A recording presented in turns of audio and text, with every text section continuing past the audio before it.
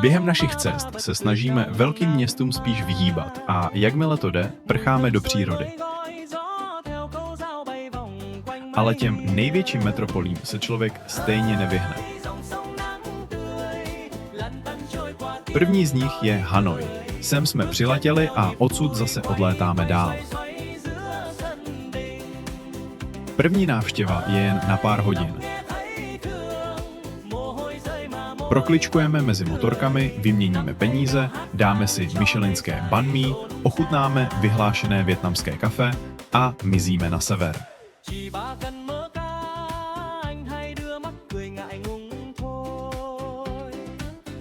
Při druhé návštěvě před odletem na jih máme konečně pár hodin navíc. Přespíme přímo ve staré čtvrti, takže máme všechno na dosah ruky. Začínáme u chrámu Nok Son na ostrůvku uprostřed jezera. Malá oáza klidu uprostřed městského chaosu.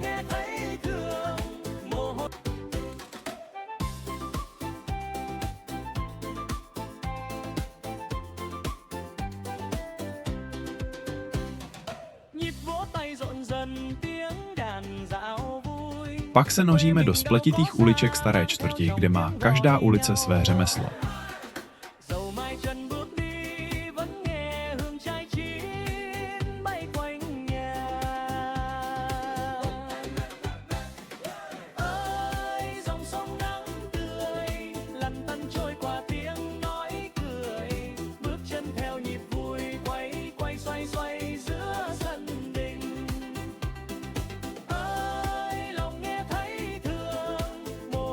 A najednou stojíme ve slavné vlakové uličce.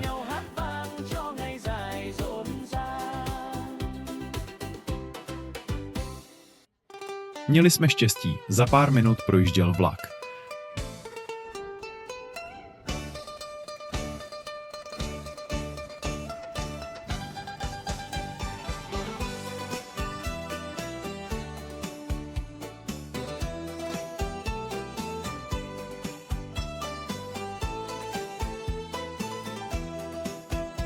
Majitelé restaurací během vteřiny nahnali hosty z kolejí dovnitř, všichni se přitiskli ke zdi a pár centimetrů od stolu projel historický vlak.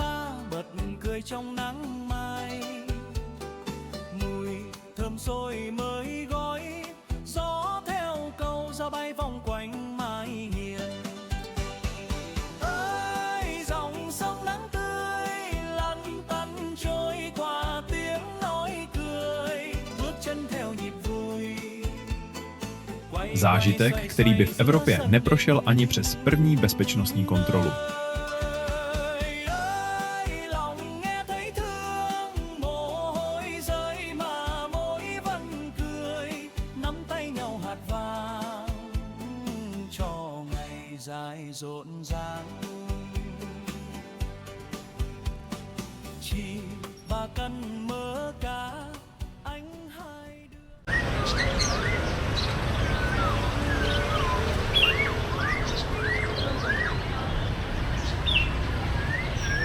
Chudáci. No. Bagetárna.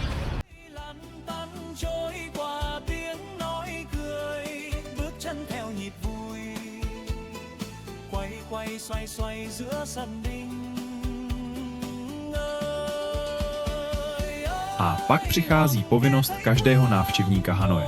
Vaječná káva. Hustý, sladký kávový dezert z vyšlehaného žloutku, kondenzovaného mléka a silné robusty. Podává se v misce s horkou vodou, aby zůstala teplá. A je to překvapivě dobré.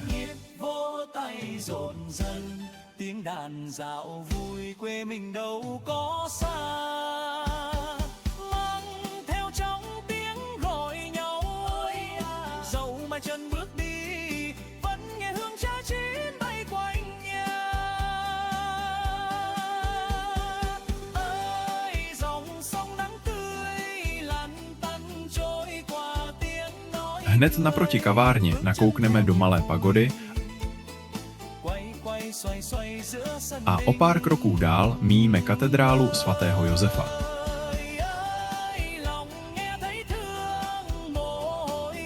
Pokračujeme kolem jezera Hoan Kiem a narážíme na další vietnamskou specialitu. Mladé slečny a chlapci v tradičních krojích, kolem nich fotografové a pózy jak z módního časopisu. Stejnou scénku jsme potkávali po celém Vietnamu.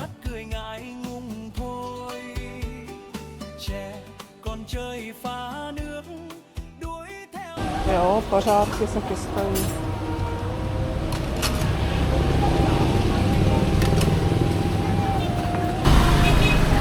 Pytel kešu, pytel něčeho, mango sušené. Nic takové hezké.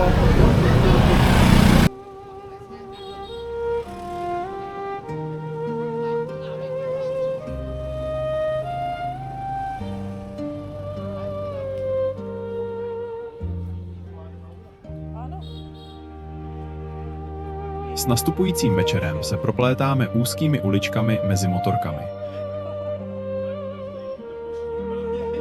Je leden, nízká sezóna, takže turistů je málo a i slavná pivní ulička zeje prázdnotou. Jen naháněči se snaží ulovit každého kolem jdoucího.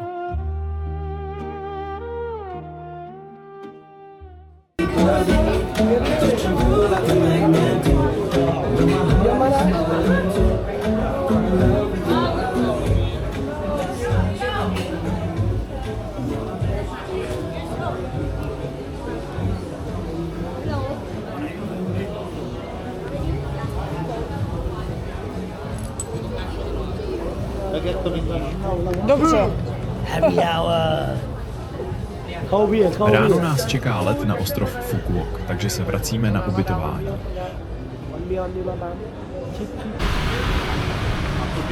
Taky ne?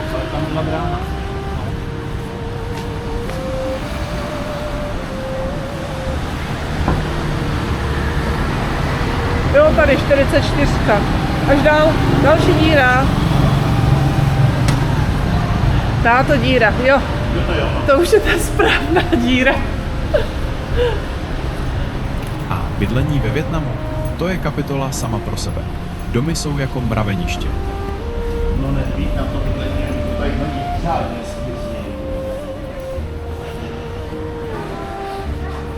Tak tady koukáme do obýváku sousedů.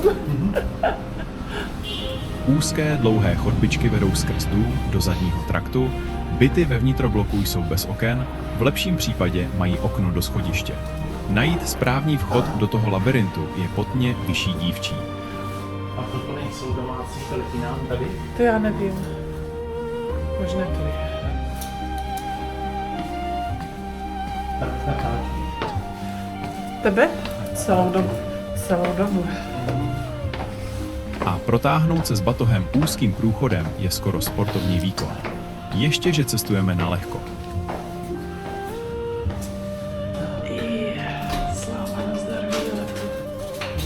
Ráno nasedáme na autobus, míříme na letiště a pokračujeme na jih Vietnamu.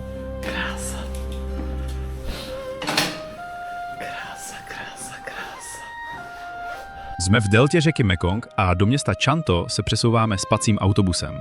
A upřímně, tenhle způsob dopravy nám bude v Evropě chybět. Ležíš, jedeš, nikdo tě neotravuje, prostě luxus na kolech. Ubytujeme se v moderním apartmánu přímo na nábřeží řeky. Výhled milionový. A taky jsme za 3 noci zaplatili 2 miliony. Dongů. Zní to děsivě, ale v korunách je to 16 stovek. Vietnam má prostě kurz, který z vás udělá milionáře hned po příletu.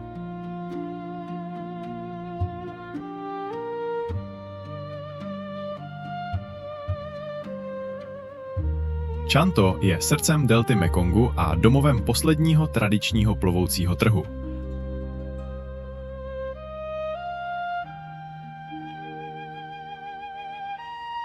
Lodě plné ovoce, zeleniny a všeho možného se sjíždějí za úsvitu a obchoduje se přímo na vodě. S rozvojem silnic a mostů už říční doprava mizí, takže tohle je poslední živý kousek historie.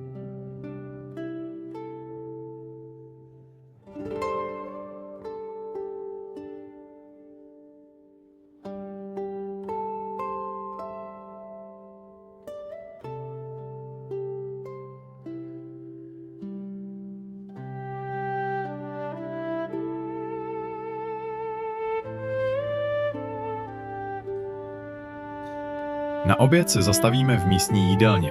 Součástí každého jídla je mísa bylinek, nejspíš opláchnutých v kohoutkové vodě.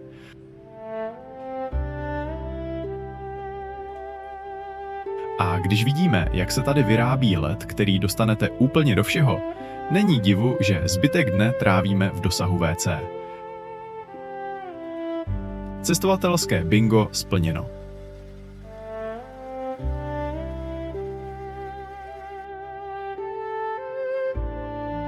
Večer vyrážíme do víru víkendové zábavy.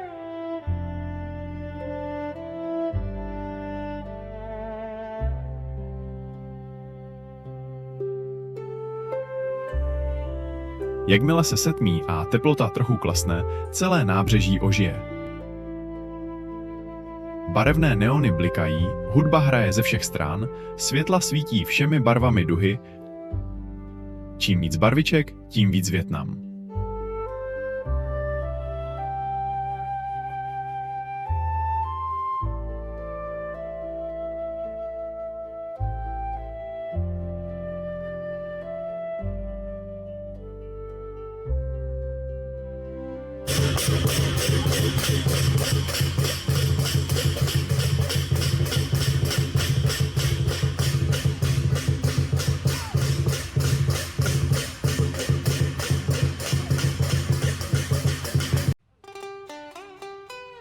Část nábřežní magistrály se uzavře pro auta a ulice se promění v jedno velké jeviště. Vystoupení, stánky, jídlo, chaos. A mezi tím vším motorky, které se objeví přesně tam, kde je nečekáte. Jo, tak to je super država. Jo.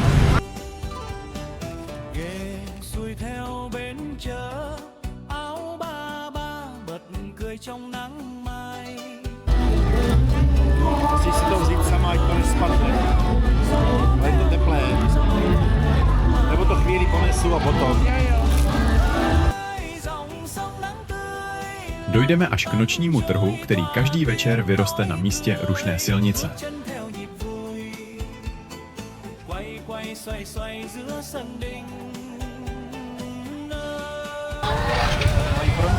Ano. Ten je asi nejlepší. Večer se rozbalí spousty stánků s jídlem a místní nakupují přímo z motorek. Musíme mít oči všude, protože motorky jsou prostě všude.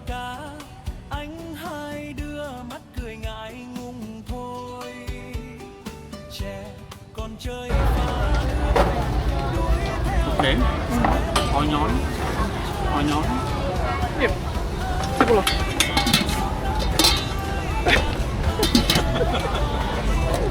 Herečka. Jo,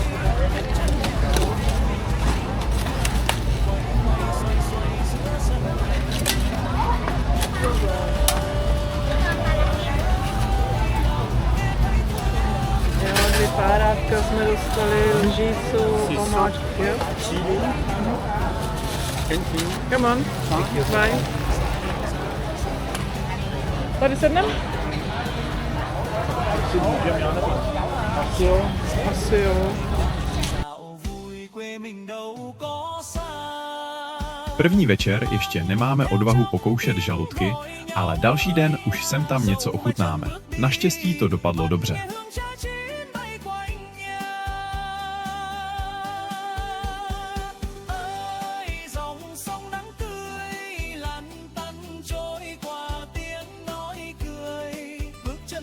Na trhu oči přecházejí. Jídla, u kterých netušíme, z čeho jsou, jak chutnají, ani jestli se to vůbec jí.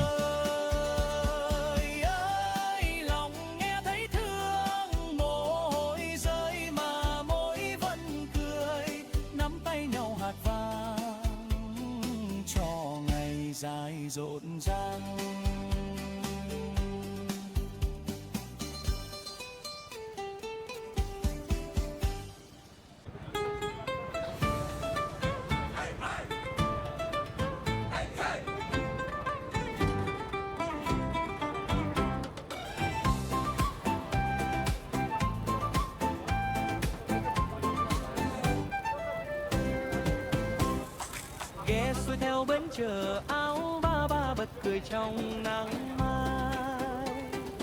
Mùi thơm sôi mới gói gió theo câu dao bay vòng quanh mái hiên.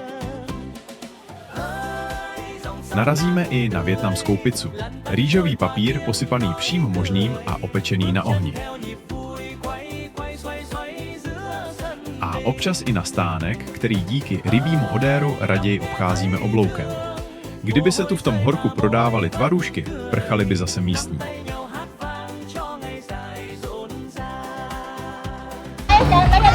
Ježíš, škoda, že nejde natočit i ten smrad. No, nedá. Náš pobyt se blíží ke konci a čeká nás poslední noc ve Vietnamu. Zase spacím busem míříme do Ho Chi Minhova města. Opět skvělá ukázka vietnamské dopravy. U ubytování nás naloží minibus, vysadí na obřím autobusovém nádraží, kde je snad 200 autobusů. Zřízenec si nás hlídá a nasměruje do toho správného, protože jich odjíždí několik najednou. Na okraji Saigonu vystoupíme, další minibus nás doveze do centra. A naštěstí k ubytování je to jen 300 metrů. Vietnam nás prostě učí, že chaos může fungovat, jen se do něj musí člověk s úsměvem ponořit. Saigon, oficiálně Ho Chi Minhovo město, je betonová džungle o více než 10 milionech obyvatel, kde má člověk pocit, že se všichni rozhodli vyrazit ven přesně ve stejnou chvíli. A samozřejmě na motorce. Doprava tu není hustá, je tekutá, všudy přítomná a nezastavitelná. Přecházení silnice je tu adrenalinový sport, který by měl mít vlastní ochranné pomůcky i medailové disciplíny. Saigon je ale taky neuvěřitelně moderní. Mrakodrapy rostou rychleji než houby po dešti a některé z nich vypadají, jako by přiletěly z budoucnosti. Třeba Bitexco Financial Tower, která se tyčí nad městem jako obří otvírák na pivo. Z mrakodrapů se pak člověk během pár minut ocitne na Nguyen Hue, širokém bulváru, kde se večer promenádují rodiny, mládež, influenceři a občas i někdo, kdo jen hledá cestu domů. O pár kroků dál stojí The Cafe Apartment, dům, který vypadá, jako kdyby někdo vzal panelák, rozřezal ho na malé krabičky a do každé nacpal jinou kavárnu. Kávový Disneyland pro dospělé. Když pokračujete dál, narazíte na elegantní saigonskou radnici. Zdá se, že jsem omylem spadla z Paříže. A hned za rohem už to zase žije trhem Bentang Market, kde seženete všechno od triček přes sušené ovoce až po věci, o kterých raději nechcete vědět, k čemu slouží. Ovšem, past na turisty. Stačí ale sejít z hlavních ulic a jste v úplně jiném světě. Úzké uličky, malé dílny, opravny, krámky, kde se prodává všechno od šroubků po nudle. Najdete i soustružnickou dílnu přímo na ulici. Místní tu žijí svůj každodenní život a chaos má najednou úplně jinou, mnohem sympatičtější podobu.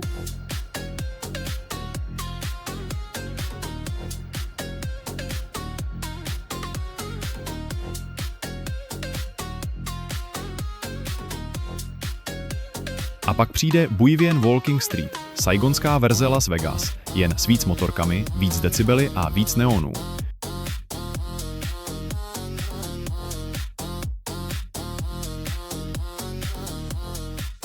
Pivní ulice, kde se tančí na stolech, kde hudba hraje tak hlasitě, že vám vibrují i kosti a kde roztančené slečny lákají kolem jdoucí do barů s energií, která by rozsvítila půl města.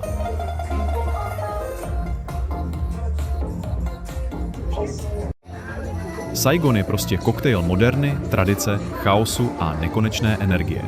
Město, které vás vyčerpá, okouzlí, rozesměje i ohromí, často během jediné hodiny. Ještě štěstí, že jsme tu jen na pár hodin. A protože naše cesta ještě neměla dost zážitků, přidáváme si malou třešničku na dort, mezi přistání v Singapuru. A nejen tak ledajaké. Mezi přistání na letišti Changi, které není letiště, ale sci-fi město budoucnosti, kde by se klidně mohl natáčet další díl Avatara. Hned po příletu nás vítají orchideové zahrady, které vypadají líp než botanická zahrada kdekoliv jinde na světě.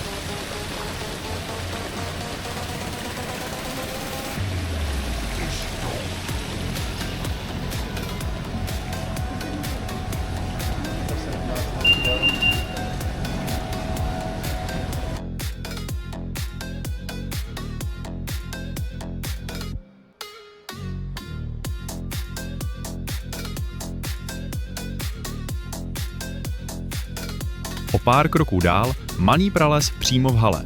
Stromy, kapradiny, vlhkost. Jen čekáte, kdy na vás vyskočí opice.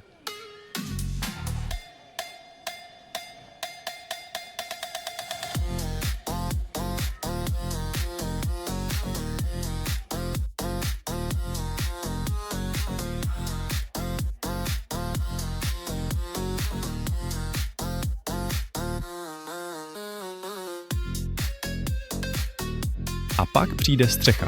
Na střeše letiště je totiž slunečnicová zahrada. Ano, slunečnice, na letišti, v tropech. Vzali jsme to sprintem, protože na přestup máme tradičně tak akorát čas na to, abychom se zadýchali. V dalším terminálu nás čeká The Wonderfall, umělý vodopád, který padá z výšky několika pater a vypadá jako živý.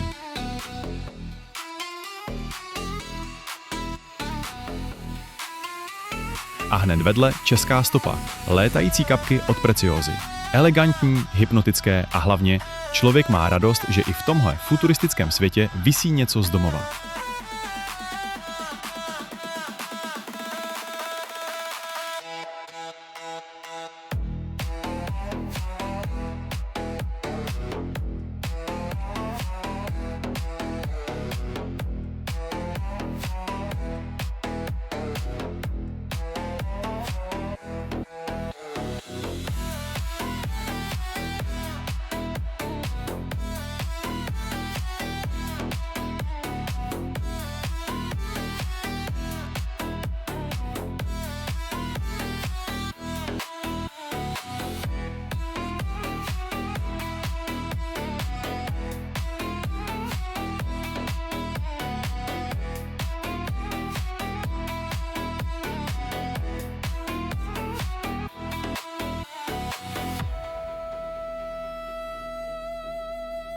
Mezi terminály se přesouváme Skytrainem, který projíždí přímo kolem největší atrakce letiště.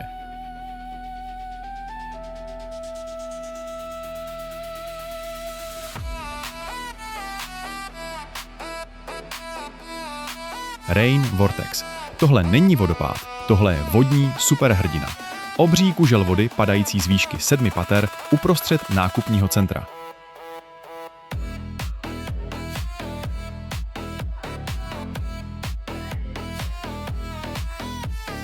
Kdybychom měli víc času, sedíme tam hodinu a jen koukáme.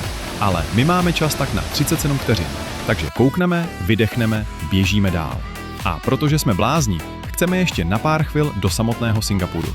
Takže metrem míříme rovnou k ikoně města.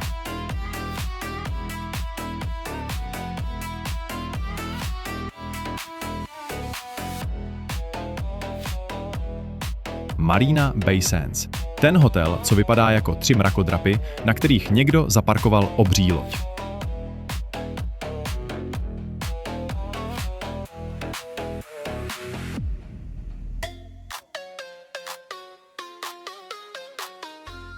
Stíháme to na poslední chvíli.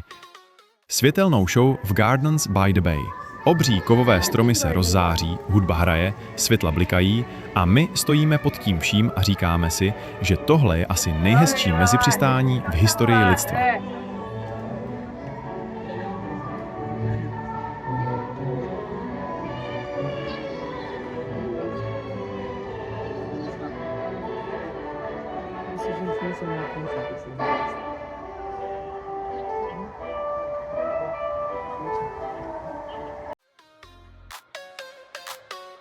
Singapur je jako kdyby někdo vzal budoucnost, naleštil ji, přidal klimatizaci, zákaz žvíkaček a posadil to celé na malý tropický ostrov.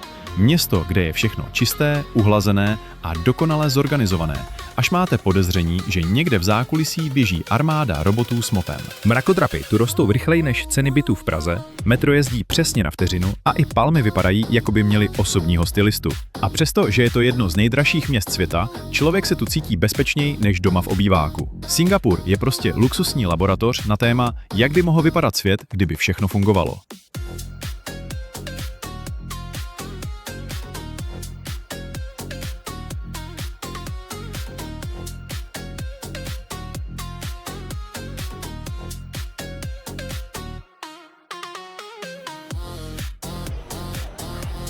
Pak zase metrem dál, tentokrát do Hawker centra Lau Pa Sat.